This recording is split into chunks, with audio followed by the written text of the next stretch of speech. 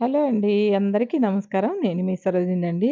ఈరోజు మార్నింగ్ 3కి లేసినప్పుడు బాగా వర్షం పడుతుందండి. 3 గంటలకు బ్రహ్మముహూర్తం లేసి పని చేసుకుందామంటే ఇలాగా ఇవన్నీ తీసేసానండి. ఇది పక్కకు పెడతానండి. వాగుకు వెళ్ళినప్పుడు పూలతో పాటు అక్కడ పడేస్తా అండి.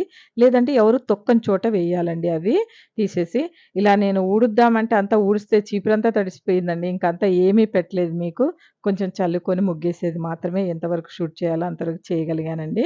3 గంటలకు లేచాం. వర్షం పడుతుందని గంట సేపు పడుకున్నా అండి. మళ్ళీ 4కొచ్చాను. 4కొచ్చినా అదే తంతు.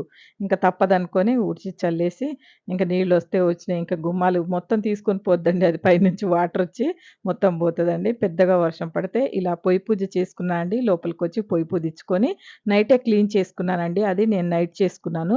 నైట్ చేసుకుంటాను.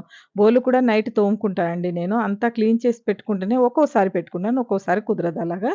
దాని మీదయితే చక్కగా పొద్దున స్నానం చేసుకొనొచ్చి మంచిగా నేను అన్నీ పెట్టుకొని చక్కగా పూజ చేసుకొని తర్వాత టీ పెట్టుకున్నానండి. టీ పెట్టుకొని ఆ తర్వాత అభిషేకం మొదలుపెట్టానండి. ఇంకా ఇంట్లో పూజ చేసుకోవాలి కదండీ! ఫస్ట్ పూజ చేసుకొని స్వామివారికి లడ్డూలు ఇవి నువ్వుల లడ్డూలు చేశానండి ఈరోజు.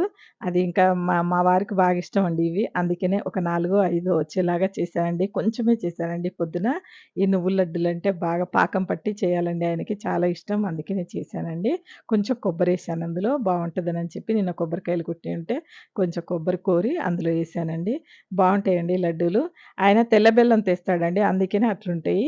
ఇది ఈ చెంబు స్టీల్ చెంబు అంటున్నారండి. అంటే కామెంట్ సెక్షన్‌లో చెప్పారు. స్టీల్ చెంబు కాదండి. ఇది వెండి చెంబండి. స్టీల్‌ది కాదు. ఆహ్, మరీ అంతగా తెలియని దాన్నయితే కాదండి.